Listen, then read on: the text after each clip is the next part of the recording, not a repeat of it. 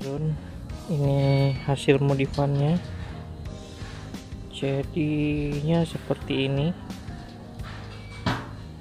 Jadi bagian bawah sesuai dengan video sebelumnya adalah saya potong, kemudian saya bolongin dan saya masukkan ke behel-behel ya. Behelnya saya minta dari tetangga yang sedang bangun, sisaan tidak terpakai, saya gunakan seperti ini. Oke, biasa konten. Jadi ini akan menahan sampah-sampahnya nanti sini, dan juga air juga enggak nampung. Jadi itu yang bisa dilakukan, mudah-mudahan bermanfaat.